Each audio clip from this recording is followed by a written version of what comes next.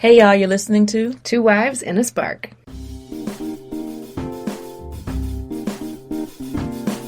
As an interracial couple, we've learned a lot over the years, and we're committed to sparking conversations that build community and explore how race influences everything. Literally everything. So that's our focus for this podcast. Because we believe that intentional conversations are vehicles for change. We've seen the power of them in our relationship over the years, and we know that when we really listen to each other and to ourselves, we see the truth in new and revealing ways. I'm Leah. And I'm Rachel. You're listening to Two Wives and a Spark.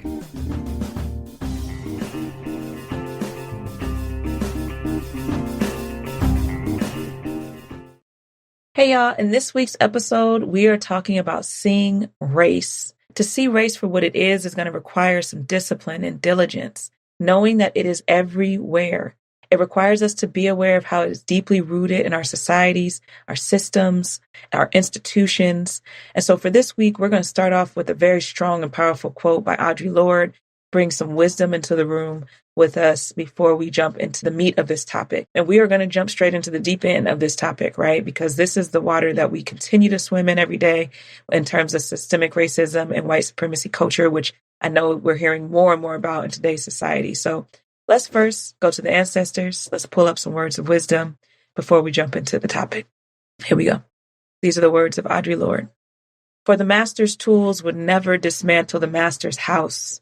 They may allow us to temporarily beat him at his own game, but they will never enable us to bring about genuine change. Racism and homophobia are real conditions of our lives in this place and time. I urge each one of us here to reach down into that deep place of knowledge inside herself and touch that terror and loathing of any difference that lives here. See whose face it wears. Then the personal, as the political, can begin to illuminate all our choices. Ooh, let us begin. Let us begin. So I've had to reread this quote a few times because when I went to UC Davis, and one of the key things that I walked away from learning was that the master's tools will never dismantle the master's house. That has been a quote that I've always understood. But the depth at which Audre Lorde continues to pull us into with helping us understand that you can have a temporary fix when you're using those tools, a temporary fix, but it's not going to be a permanent one, which makes me think about we're trying to create a world that we've never, ever even seen, using tools that have been passed down for generations to generation to keep the systemic racism and this white supremacy culture and this whiteness as the dominance going. And so when I even begin to imagine what a world could feel like if I got to be 100% of all my glory and all my meanness, it would be a different world, but I can't even truly imagine it. I could dream. And so we have to center ourselves in the reality of this, because I think facilitating conversations about race and having these conversations, there's inherent vulnerability, because to the point, like some of these tools we have inherited, and there is some inherent vulnerability in rejecting tools and saying there's another way. Let's roll up our sleeves and figure it out. Let's lean on each other. Let's hear each other's stories. Let's listen to each other. Let's rebuild and reimagine tools. And there's some vulnerability there, I think. Yeah. This last line, it says, see whose face it wears. Then the personal as the political can begin to illuminate all our choices. And I think as I've grown and gotten older, I've begun to think about, I make the choices that have been instilled in me. And so while I may want to push myself to be a better version of my mother or her mother or whatever, I'm still utilizing what I've experienced and what I understand. Yeah. And so when it says it'll illuminate all the choices, all our choices, I think I'm really sitting with that. We are choosing day after day to keep racism alive. It is the third person in the room always, or the 10th person in the room, whatever, but it is always in the room. And because we have yet to see a world that is different, it is hard to make different choices. And I think we'll talk a little bit more about our first understandings with race and seeing race for the first time in our lives. But I just think that's a really powerful statement. It's going to illuminate, it's going to show you in its most vibrant ways all of your choices, subconscious and conscious. Yeah. And I think that's really deep. Yeah. And it amplifies how much our choices matter, how much where the personal and political come together, there's so much that is in our daily actions that's illuminated. I think we could talk about this quote all day. Yeah, I mean, this could be the whole episode right here. It is so deep. But the personal piece, I think we wanted to anchor into that personal layer, because today's episode is all about when did we first start seeing race as individuals and as a couple. Well, right, because race is personal. Yeah. Right? And racism is personal. And I think our stories definitely impact how we show up in the world, and our perspective and understanding of the world has been impacted by how we were raised and who we were around and what experiences we've had. And I think for me, when you and I first talked about this, we talked about kind of the gap in our stories around when we were aware of race. For me, I was 6 when I first really became aware that I was designed to aspire to be, right? Which was not proud of my Blackness, but instead to be more white. And it was shown to me through my hair. My mom used to always tell me nappy means pretty. So I've had that kind of instilled in me as well. But my grandmother, who is a very beautiful woman, grew up in a different time and is a very fair-skinned Black woman, and just understood the world through a white lens, because that was what she had been raised in. You're aspiring to be the highest of the highest, and the highest of the highest is white. So by the time I was born with my kitchen and naps and all the things, it was, I think, a shock a little bit for her to see how much work had to be done to straighten my hair. This is the first time that I think I really realized that my Blackness wasn't seen as beautiful as it was. In order for it to be seen as beautiful, it had to look a certain way. And that certain way was defined by white standards in our society.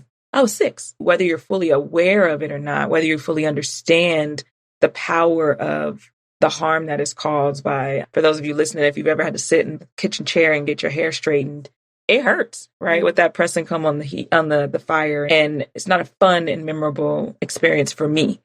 But I do think it, like so much so I used to run from my grandmother. Like it was not our best of times together. And I think I share that story because, and I remember when I shared it with you, it was because when you seriously ask yourself, like, when did I really start to understand race? For me, it was that. It was seeing myself as a non-beautiful person unless I did this painful gesture, right? Like of straightening my hair. And as a kid, especially me, I was a very rambunctious kid. I was super curious, I'd like to say. I had a very vivid imagination. And so I was always running around and pushing on things and trying to figure out how to break things so I could fix them. Like I was a little engineer back then. And getting my hair pressed to look quote unquote kept, right, was not something that brought me joy or excitement. And so then to me, the story of race then is something to fear, right? It's something to be afraid of. It's something to run from your own experiences and gifts. And then this quote where she says, the master's tools, like that is a tool that has been used from generation to generation to generation, has been passed down to continue to harm our bodies and our minds, and understanding that our beauty is beyond the texture of our hair. So that's definitely my first encounter in the race world, when I guess race became a third party in my life. Yeah. It's so deep. When I remember the first time I heard it, every time I hear it, something lands on me differently, but we've talked about this so many times by now. And I keep thinking about how white supremacy really robs people of fully humanizing experiences. And it was a robbery. Like part of your imagination and childhood was robbed because of that centering of whiteness, whether it was conscious or unconscious. And it breaks my heart because I had such a different experience as a kid. And I think the first time I heard your story, I felt like a hinge of guilt and maybe shame on being on the white side of the aisle. Whoa, I lived a full and vibrant childhood, and I never had to think about, that's the nature of privilege. You don't have to think about it. Whiteness affords itself. And so I never thought about hair and what that meant. My hair was always messy. I always probably looked like a hot mess. And my parents didn't have an association with that, meaning that I was quote unquote kept. To your point, there's just so many layers of privilege that I continue to unravel. Like the journey never ends for me because I constantly see something differently each time. Like, damn, that's another thing that I didn't see, or that's another burden that I didn't feel, or that's another weight that I didn't have. Because my story of seeing race, like I know for sure there were little baby micro moments in middle school and like elementary school where I did have some, like one of my best friends was a Black girl. in elementary school. And then one of my best friends going into middle school, I still was like confused by why we weren't friends anymore. There was this departure of we were no longer friends. The nature of white privilege meant that I didn't have to think twice about a friendship ending and another one beginning. Like when I'm really honest with myself, my real journey with race started when I was 22. Like that's when I really saw race. When I was a kid, there were these micro moments of we were friends and then all of a sudden we weren't. I would do anything to be a fly on the wall to understand what happened for those relationships to fizzle. But at the end of the day, to the nature of white privilege is going all the way until you're 22 and literally not having one conversation about race. And then showing up in a classroom and a kid's like, I can't remember, what did they say? You'll never understand because you're white. Like I was teaching a group of 100% Black and Latinx kids and not one white kid in the room. And there was just this like bold proclamation that I wouldn't ever understand their experience. And there was this like little bit of the natural, like first year teacher, I got walked all over just because I didn't know what the hell I was doing. But then on top of that, I'm a white girl and I'm 22.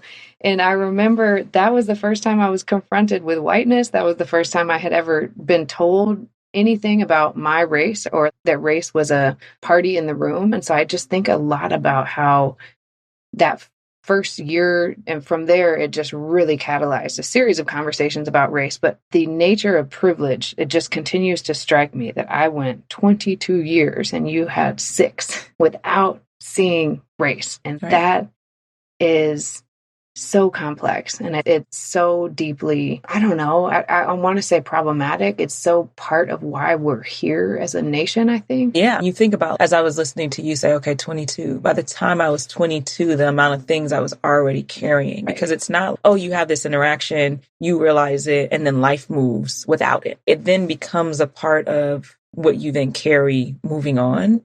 And so, I mean, we're going to talk about this later on in the season, but like this idea of exhaustion and this idea of we're tired of having the same conversation, or like, how are we still here? Or how did you not know this yet? I think, again, there's power in stories. So when we can sit down and tell each other that my first moment was at this age or your first moment was at that age, Right. There's years of moments in between that. From the time I was 6 to 22, there's stories all throughout that. Man, there's privilege on your end for sure. I think the other thing you mentioned early on when you were responding to mine is how much of childhood gets robbed. And I think I don't think you said it that way, but that's how I heard it, because it made me then think about, the same thing was true at school. So then I would have this hair battle at home and I would get to school with Black children who were also getting this ingrained in them about how my hair was nappy. All right. It didn't look great. And we're children. We don't just know that coming out of the womb. That's taught to us. So then when we talk about the tools, the master's tools, right? It's not only like in the master's hand, but when we each pick them up, we carry them on generation after generation. And it continues to lock us into these jail cells and all naturality of not being able to see our own beauty, even as children, within the same race. So it's mind blowing to me. And then I think for your 22-year-old self, when I heard you say, the student said, you'll never understand because you're white, I think it was an opportunity for your whiteness to be thrown at you for the first time in the same way that my Blackness is thrown at me in a variety of ways in society. Right. And from that moment on, it was this series of waking up moments. I think about them a lot as alarm clocks, or like it's just a never ending. Don't push snooze, right? Yeah. But a lot of people do. And I'm not going to lie, the first year, it was easier for me to push snooze because I was, again, when I'm really honest with myself, I was conditioned to compartmentalize. So like school was school and home was home. And I was like on the front lines at school and it was hard work. And it was like that first year, really every day felt like a battle zone. I was trying to survive. I didn't know what I was doing, all the things. But the nature of whiteness is that it centers itself, and I centered myself. And so I centered my comfort. And I know for sure in that first year, I know it's like the unraveling of an onion. It stung, it kept stinging, but I could put the onion down. If I didn't want to go super deep to the heart of the matter of why I was so triggered or how I'm sure I got defensive. I'm sure I displayed white fragility when I got called out on my whiteness. I am confident of that. And it's like, again, I think that the difference in time, and we're going to talk about this in the next episode about the marathon, because if you've been training for something for 15, 16 years, whatever 22 minus 6 is. My brain's not thinking right now. But anyway, you have been flexing this muscle of seeing race, understanding, feeling the punches, feeling the not just race, but racism, feeling the white supremacy. And I'm over here in this other world by design, not seeing these things, not flexing these muscles, not understanding the real world for what it was, and understanding how systemic racism worked and how it was affording me a lot of privileges. You had all those years of understanding this construct that then at 22 I'm plopped in. And I think this is kind of emblematic of this moment that we're in society. Like a lot of white folks waking up in this past year and are like, I'm ready to do the work. And I know that's how I was. I was that person. And there's a disconnect of decades that people are like, whoa. Right, you're ready. I've been like this. The work is my life. Like you don't get to say like, today I go to work. When it comes to racism in this country as a Black person, you wake up and it's waiting for you and it's greeting you with your coffee and getting you ready for work, because what's then going on in your mind is all the different ways, whether it's I'm gonna see this coworker who might say something racist to me, or on my drive, like we've had this conversation plenty of times, right? Let me go the speed limit because I do not want to get pulled over. All these different things. And I think you then start to carry a couple of emotions that I don't think all children or all adults even have to experience as a part of being, right? And one of them is fear. And I think, like I said this earlier, being 6 and already being afraid of an adult in my life who I knew loved me, but I couldn't make the connection between why it was so important for my hair to be straightened versus to just be in the Afro puff it was, right? It wasn't just all over my head, which also, why couldn't it be all over my head? And so then I gained this relationship with fear very early on. And so then you think about when your mind is in a state of fear, what you're not able to create, what you're not able to do. And so when I think about that on a society level, man, our world is missing out on some amazing creativity from folks of color because our minds don't get to release it in the same ways that it'd be like you could be a 22-year-old teaching for the very first time and fumble that whole year and the next and still by 26 be an assistant principal. That's a true white woman's experience in this country. 100%. And that's not the truth for people of color. And it's not because we're not equally capable, but it's truly because we then are limiting not only ourselves, but we're limited by society and how we can experience the world and fumble and be okay fumbling and getting back up and trying again. Because when we fumble once, the fear kicks in so quickly that it doesn't allow us to fumble multiple times. And again, that goes back to these master's tools. That is a tool that has been designed to keep us locked in into these boxes and to these homes. And so every time we talk about it, I think I learn more and more about what we share with each other. And then makes me think about, so then when we started dating, let's just take a minute there and take a little deep breath together, because that was a lot. But yeah.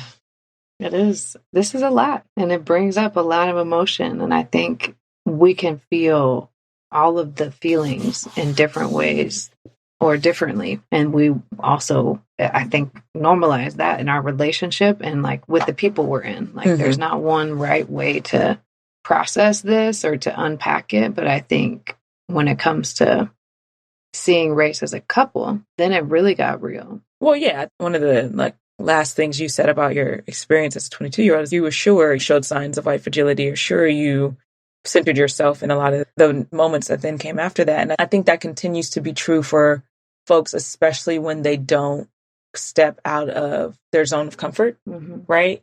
Like you can easily continue to speak your truth as your story, as your experience, because that's comfortable. And if I couldn't say that if I had that comfort that I wouldn't do the same, right? Being comfortable feels great. And I think for you and I think you understood the value of connection and community and stories and people. And so when we first got together, like I can remember, you're not the first white woman that I dated, so I should say that. And so I can already had some interesting experiences with just cross-race relationships. And I can remember seeing the world differently. Not because I was different, but because I got to enter the world as it was designed, which was for white people with a white person.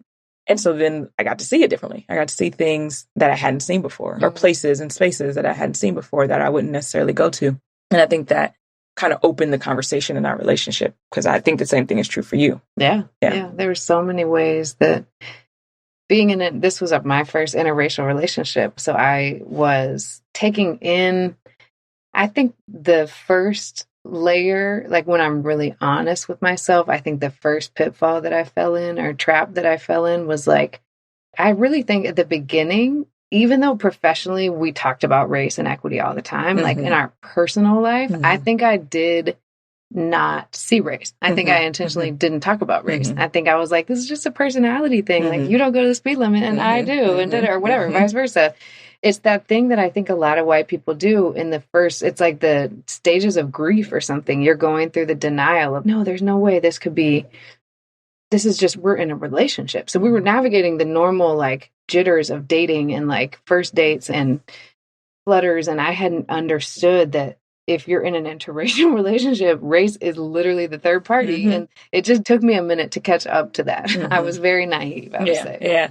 And it showed up in ways where things that were just like, that's the way life is. That was kind of my response to a lot of things. And you were like, no, wait, but don't you notice? Or I think when we went on one of our very first kind of traveling dates and people had been staring at us the whole weekend. And I told you it's because we look famous. Because for me, we're celebrities. I had gotten to a place where I could find safety in poking fun at the third party, right? Yeah. And you were just being introduced to the third party. And to set the stage, right, we're in the Bay Area, super progressive area, Oakland, California. We're in this zone where we shout out to the town. I know, Oakland. We probably had more exposure on a regular basis to queer couples, interracial, all different kind of walks of life. That was the norm in the day-to-day in Oakland. Like you probably saw fewer white people on a daily basis than you did a group of diverse, like racially diverse folks and LGBTQIA plus community. And so in my brain, I'm like, oh, here we are. Like, and there's hella privilege in that in and of itself, just like having the freedom and thought of if we were starting to date in Texas where we live now, it would have probably been very different. I think I would have had a very different schema or different peripheral vision. But in that naive state of mind, I was just in this like, la, la, la, everything's great and love is love and let's hold hands everywhere we go or whatever. Like I was just in this la la land. And to set the stage, we went on this trip and this is such a white thing to do. At the time, I booked this Groupon for a Yosemite getaway. The Groupon is not the white thing to do. Well, that's pretty good for the colored thing to do. But I am a bargain shopper. Where we went to like basically the mountains and I truly didn't think twice. So we're like in Yosemite in the mountains, a super white space. And I literally had no idea. I was like, this is going to be a good romantic getaway. Like, we're in the Bay Area. We're in California. I don't know any different. I had never been to this place before. I just assumed that it would be racially diverse. I did not make that assumption, folks, just for the record. But I was down for the journey, right? Like, obviously, she's asking me if I want to go on this getaway. I'd never been to Yosemite. I'd heard great things about it. But I was not like, oh, I can't wait to see lots of Black people, right? That was not my underlying message to myself. And at that point, because we had just started dating, we were not having conversations about race. So this was like a formative trip because it was truly the first time we saw race as a couple. We started talking about race. It was like this cumulative, like 3 months where we had been out and about. I hadn't seen all the people staring. Leah had. And then we're here in this restaurant that like it was in your face, almost like a hyperbole of a scene because we had our little bed and breakfast. We got all dressed up. We're ready to go on this kind of like our first fancy date that like just any couple would be a little jittery about. I'm going to wear my cute outfit. So we walk into this restaurant. And before I'll just say, because you said I hadn't seen all the people staring, but Leah had. I think that is a part of the training of racism as well. Is you are always on alert of when you walk into spaces. Okay, I'm in a space. It's me. And okay, 2 other Black people. I'm looking to my left, to my right. Okay, I think you're also Black, so maybe 2, 3, maybe 3. You are constantly making assumptions around the world around you because you're trying to keep yourself safe. And so I think in this situation, all weekend, without it being a need for a conversation, I am always scanning whatever space or place we walk into. So we walk into this restaurant. And at this point, I think Rachel is just really catching on to the fact people have been staring at us throughout the weekend. And she's, I feel like everywhere we've gone, people have been staring at us. And that's when I make my like, we're celebrities joke. And she's, no, for real. Have you noticed it? At this moment, I realized like, oh, she's never experienced being under the white gaze because she is white. But when you are now crossing over into a world that is not white, which would be my world, then you now get included in being under that white gaze. I would say probably even more, because there's a little bit more of, why are you with this Black person? And we don't know what these folks were thinking, but the gaze was real. And thank you for clarifying that, because it's not, she saw it, I didn't. Yeah, it's deeper than that. It's conditioning, it's white supremacy, all of that. Thank you. Yeah. Because it is a critical context. That is the undergirding of this conversation. And it's just not every day that we relive these stories. And I think because we're now fast forward 7 years from this moment, we can look back on it and be like, dang, that was something else. I truly didn't see it. The light bulb for the first time was on. And it's not every day that you get to relive those moments, because I think from that moment, I really, because I'm a relational person and because I really respect you and was truly listening to you, I was so struck by the fact that you were having this experience that I had no idea. And so then we start unpacking it, and I'm listening deeply. Oh shit. Okay.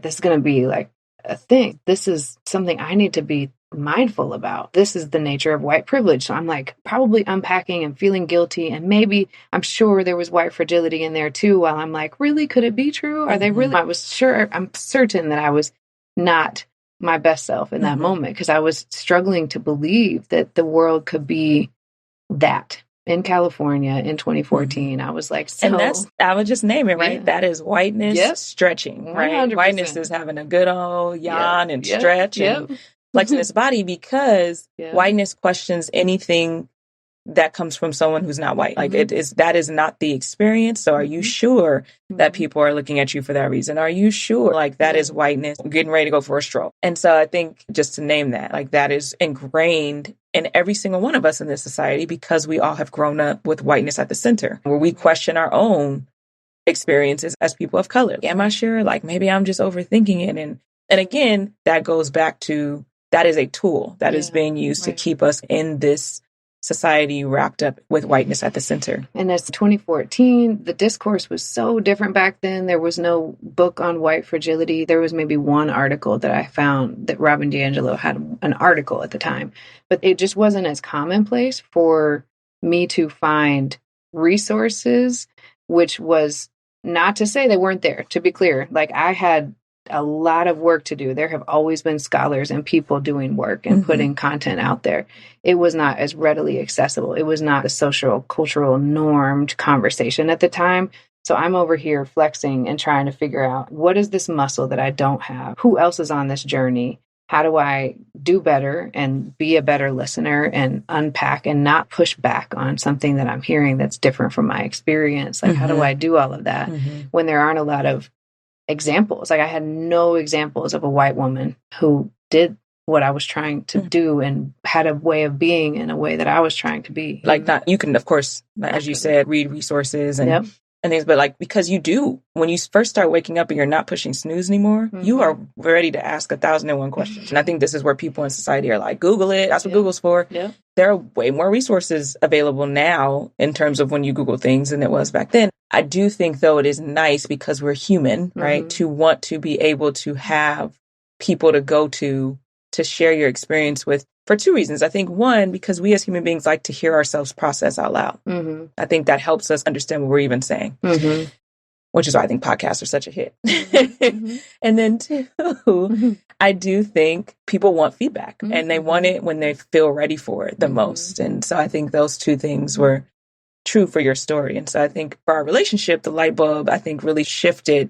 Or light bulbs don't shift, so that's a bad example, but turned on for both of us when I suggested that we read Waking Up White together. And I had listened to it first to be like, do I want to read this book? Or do I just want her to read this book? And I think that really gave us an opportunity to have reflection questions to talk about. And that allowed us to have richer conversations around race and to talk about it from both of our vantage points. And I think that really created a safe space for the conversation to then be able to naturally come about. Yeah. And I thank you for that. I think before you turned the corner and talked about that book, I was wondering, like, what was it like for you to have to, there is some burden, right? Having to be on the receiving end of this waking up white person. And it's like, complex because you care about this person and you're like, we were falling in love and there was all that dynamic. But what was it like for you? Was it ever hard? Did you ever feel like there was something you wish you could have said? So I think I had a very unique situation because at that time in our lives, I'm very blessed to have a strong sisterhood of friends. Shout out to the divas. And I think I had the balance of being able to have a cohort of Black women that I could go to at any point in time. I'm still to this day. I didn't have moments with you where I was like, did this white woman just ask? I didn't have a lot of that. And I think if I had, our relationship would have been a friendship. I don't think we would have been able to go deeper than just being friends. And not to say that being friends isn't deep, but I don't think I could spend my life with someone that I'm like questioning all the time, like what they're asking me or saying to me. So I didn't have a lot of those moments. I think what helped me stay at the table, to be honest, was I also was getting something out of it. So while you were learning about, oh my goodness, racism is real, and not that you didn't think it wasn't, but like how it was showing up in the world, I was learning the beauty of love, the beauty of feeling seen as me, not as me, but with, you know, this hairstyle, and not as me, but with this job, and not, no, me as I was, right? We've come a long way, friends. Lots of forgiveness from the beginning. So I think I was getting something out of the relationship in the same way you were, right? It wasn't this one side. I think if it's a one-sided experience, that's where exhaustion becomes real. And that's when you don't necessarily want to stay at the table because the person across from you has a full pitcher of water and you're parched and they're just drinking it up. And you're like, I really want a glass of water. Like that wasn't my experience. So I was able to, I think, stay in it because it felt authentically like a give and take for what we both were needing. I needed to recognize that love could exist and be real, and I could feel seen as I was. And that part of me got to be healed. And I think you were recognizing like, oh, I need to do some work as a white woman in society, also in my relationships with people. And so for me, it didn't feel like I was being taken advantage of. Got it. Yeah. I was just curious. Yeah. It came to me, so I wanted to say it. And same for the reading of the book. I think that having like a common language and a common text, at the time, there wasn't like how to be anti-racist. There weren't a plethora of books out at the time that we had access to. I know they existed, but they weren't readily available to us at the time. And so I know that was one of the first books that was like offered. We were doing stuff at school. We were reading about culturally responsive pedagogy. We were doing a lot of equity work at school, but on the personal front, there were not a lot of books or examples or text to latch onto to have a dialogue with someone else about. And so that really was a formative time.